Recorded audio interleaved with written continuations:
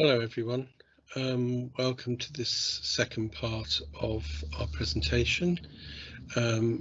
Today I'm going to talk to you about master's degrees and the opportunities and challenges of supporting the transition to master's degrees.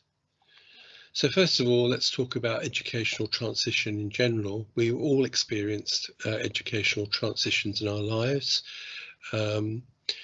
For example, we've moved from primary to secondary school and from secondary to further higher education. So we're all aware of how difficult it can be. However, there are some differences, I think, with international students. International students are coming into a new education system. They experience cultural, social and academic and linguistic challenges by moving into a completely different education system into a different country. Preparation for that has traditionally been through some kind of pre-sessional, although there have been pre-masters courses that were a year long, but these seem to have gone out of favour, and we can have long pre-sessionals or that perhaps start that might last a whole year. Or we have shorter ones, for example, that normally last a number of weeks. What we're trying to do, I suppose, is to bring students up to speed with their language and prepare them for their studies in their academic department. I've put here how low can you go, because it's been a policy of some universities to try and push all the language learning into a pre-sessional so that students can be taken in at quite a low level and taught for quite a long time before they're actually ready to go into their chosen degree programme. Contact with receiving departments is something that's quite important. Contact with the pre-sessional provision. Also that students have contact with the departments so that materials from those departments can be exploited.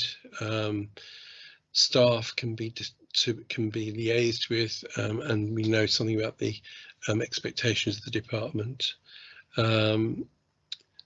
Also, it doesn't stop there actually, because a lot of students still need some support after their pre-sessional, and so there would hopefully be in-sessional participation by students too. I've done a survey of some master's students that were studying between 2020 and 2021 who were in the middle of their programme. Some have just started, but many were in the middle of their programme. I chose 3 MA TESOL programmes from 3 very different institutions, both geographically and in other respects. I sent a questionnaire out with 10 questions on, with a mix of questions which generated quite a large amount of quantitative and qualitative data. First of all, I asked about the duration of their pre-sessional course and how many contact hours they had, what mode of teaching they had, whether it was online entirely or whether it was a mixture of online and face-to-face, and what skills they thought they'd developed. Obviously the normal ones of reading, writing, listening and speaking, but also other skills they felt they'd acquired, how they thought the teaching was, what the quality of it was, what their level of satisfaction was, and any improvements they could suggest, and any contact they'd had with the receiving departments while they were on their pre-sessional. Here are some results then from that survey. The longest pre-sessional that students mentioned was 10 months. And the shortest was 5 weeks, but more than half of the students had actually participated in the 10-week pre-sessional. There was some variation in the teaching time, particularly with the synchronous teaching time, but it was mostly about 8 to 10 hours a week. teaching was all online apart from one student who was taught online and face-to-face as a kind of blended mix. The students thought that they'd improved in their writing most of all. 74% said they'd improved in their writing. Quite a lower number, 30% said that they'd increased their speaking skills, and only 11% thought that their reading skills had improved, or that was what they'd mentioned anyway. And there was some mention of listening, critical skills and research skills as being an improvement. Even after they had done all this writing, they still reported that there was a gap in their, they felt there was a gap in their writing skills, particularly amongst those who'd done a 10-week course. Uptake of the intersessional classes varied, but on the whole, it's around about 25%, with quite a bit of variation across the three institutions. Most students were satisfied with the pre-sessional course. There wasn't anyone who expressed dissatisfaction, so that's a good thing to know. They did suggest some improvements. Opportunities to make friends was one they suggested. Getting a feel for British culture, having a language partner would have improved things. Perhaps more individual meetings. I presume they meant with staff on the pre-sessional. Generally more communication. Now, I'm not quite sure whether they meant improvement of communication skills or whether they meant more communication with everybody. And of course, more writing. The quality of the teaching on the pre-sessional was generally very good. I mean, there were no negative things about the teaching at all. In fact, 10% thought the teacher was excellent, and 15% thought it was great. And as you can see there, there was the largest percentage said it was good. So that was great. Contact with future departments was limited during the pre-sessional, from nothing to very little. So I think that might be an area that perhaps needs looking at in more detail. There were some worrying comments actually on some of the students' responses. When I asked about how students felt about their masters, they talked about pressure, stress, struggling, demanding, difficult. They felt they were nervous, they were worrying. And one said, I don't know if I can graduate, which is perhaps something to think about. Now, finally, what are the opportunities and the challenges? Well, the opportunities of working during this difficult time online is that there's flexibility with the learning and the teaching. Well, perhaps not so much the teaching, but certainly with the learning, and that students can actually listen to recorded synchronous events, and of course there's the asynchronous stuff that they can look at, and they can do that anywhere at any time. I think that you can still be student-centered on the platforms that we use. There's facilities for discussion groups and for students to be able to write things. It all takes quite a bit of time, though. I think probably takes more time to do things online than to do things face-to-face. There are some opportunities for joining clubs and societies, but perhaps not as wide and as varied as students would have if they were actually in situ and everything was back to normal. And that's something perhaps for their acculturation and socialisation that's important. The other thing that's an advantage is that they can study in the comfort of their own home or their own room, and they don't really have to go anywhere. But of course that has its disadvantages as well, as we'll see. So the challenges then, well, I think the biggest challenge must be mental health, and I mentioned those comments before about students being stressed and worried. How students would get access to services, which is related to that really. If they felt unwell or felt that their mental health was being affected, where would they go? So there are medical facilities and so on. How, there are challenges of those particular things. Accessing these services is not easy if you're doing everything online. the lack of opportunities for social interaction, of course, the fact that they don't meet in their classes and maybe go for coffee afterwards or however it might be, I think that's a bit of a problem actually. So to be in your room on your own and not actually meeting very many people face to face, I think it shows a lack of opportunity. They don't acculturate because of the situation that they're in. There's no opportunity to go on trips, to go away for the weekend, to go sightseeing, to take in the culture that they have, you know, might be all around them if they're in the UK or wherever they're situated. There's something about their identity as well. How do they identify themselves? Do they identify themselves as their own nationality, studying in another country, or do they identify themselves as something completely different? Who are they? How do they feel about who they are? Might be very different if you're working online to meeting people face to face. I think online learning is quite time consuming. It takes perhaps more time to do things, and you can't get through so much as you might do if you're in the classroom. You can't do practical work in the same way because many master's courses in TESOL require you to do some kind of peer group teaching or something like that. You can do a small amount online, but it's not quite the same as having the feel of the classroom and with the classroom organisation and so on. And then there's the availability of tutorials, which might be rather limited in the online environment. So there we are, some opportunities and some challenges.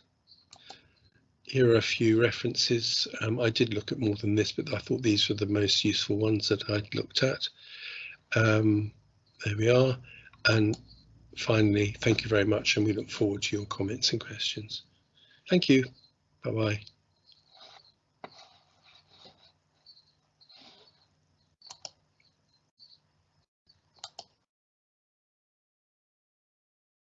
EAP in the time of COVID-19, opportunities and challenges in supporting access, engagement and transitions.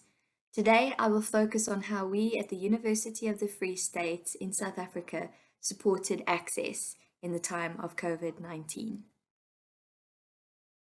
The University of the Free State is situated in a province known as the Free State, which can be found pretty much in the middle of South Africa.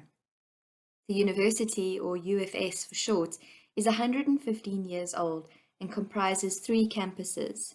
The Bloemfontein and South campuses can be found in Bloemfontein itself, and the Kwakwa campus is about 3 hours drive away in the Eastern Free State. Our unit, Academic Language and Literacy Development, or ALLD for short, oversees students' academic literacy development and is housed by the Centre for Teaching and Learning. The ALLD also works across all 3 campuses. We have 3 major branches: our Writing Centre, the Write Site, which assists all students across campus from undergraduate to postgraduate; our faculty-specific English academic literacy courses, so students who underperform in a national test of language and literacy are required to enroll for these courses; and our general English language courses, for which students on our Access, which is very similar to Foundation program in the UK, and higher certificate programs, which are 1-year courses, must register.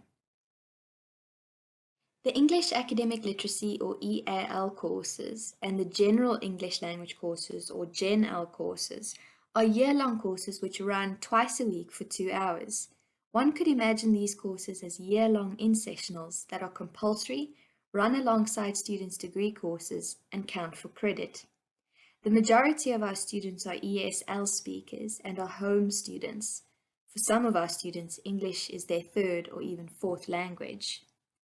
In 2020, we approximately had 10,500 students registered for the EAL and GenL modules across the 3 campuses. At our Writing Centre, we supported almost 2,400 students in individual consultations and almost 2,800 in workshops, bringing our total to 5,155.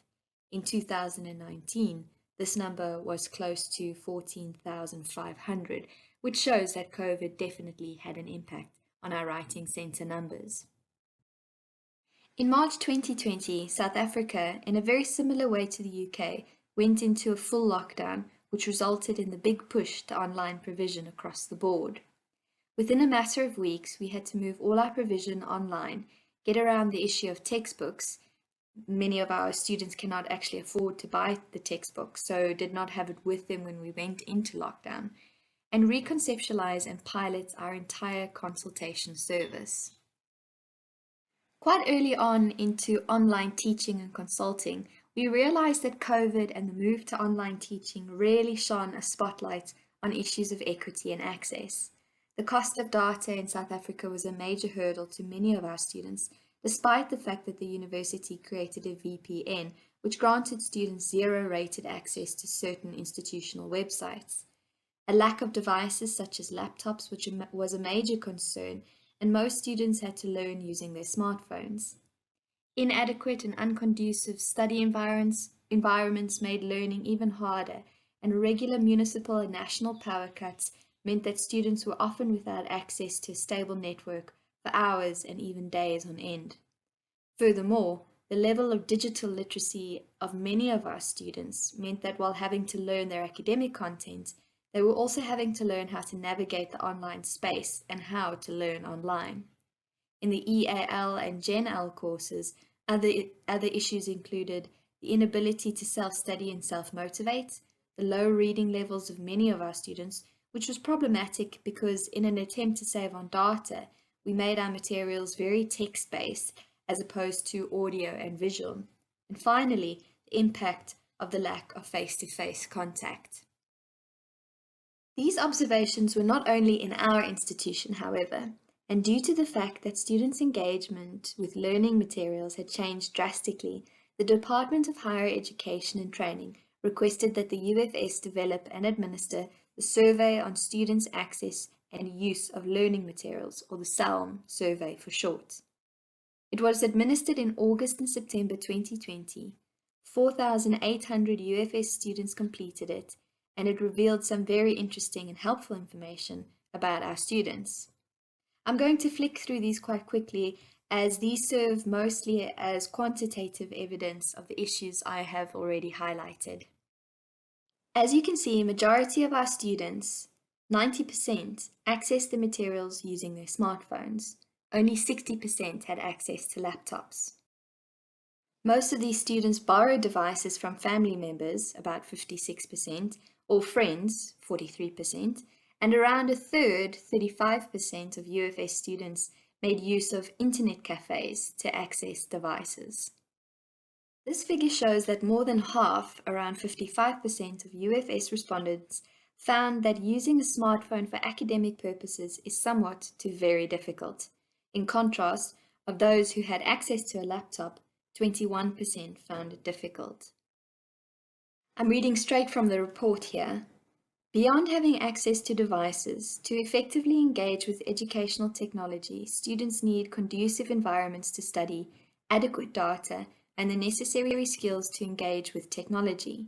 The next figure shows that 22% of UFS students cannot charge their devices as needed. More than half, that's around 54%, do not have a quiet place to study, and half indicate that they have an appropriate network connection. So, thinking about the situation as it was, I think the primary question we were left with as a team at the start of lockdown was the following. Owing to the very interactive nature of what we do, how do we maintain high levels of engagement and interaction in a low-cost, low-data, and technologically unstable environment?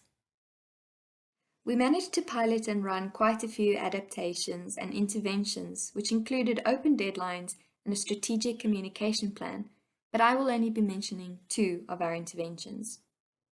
First and foremost, we needed to keep the size of our materials quite low. We initially decided to stay away from videos and synchronous Blackboard Collaborate sessions since it would cost too much data. Using quite basic Word and PDF documents instead meant that students could download the materials quite easily onto their phones, tablets, or laptops. While this may not sound very revolutionary, it did require us to rewrite our entire curriculum as we were textbook-based before. Luckily, we had already started with this process in January, as we were in the midst of recurriculating and decolonizing our curriculum. We could not make use of our textbooks due to copyright issues. Many of our students, as I mentioned earlier, don't actually buy the textbook and rather share the textbook in class. Feedback from students, however, was that they didn't like the look and feel of the materials and wanted something a bit more bright and colourful. As you can see, the materials are heavily scaffolded and narrativized to give a sense of being spoken to and guided through the materials. We kept things quite sparse and included grey boxes in which we give the students the information as some guidance so that they didn't become stuck halfway through the lesson. This means that they could do it self-paced. In the end, as I have already mentioned, some of the students felt that they didn't like the look and feel of the materials, and despite our efforts at guidance, some students still struggled with the self-paced self-study.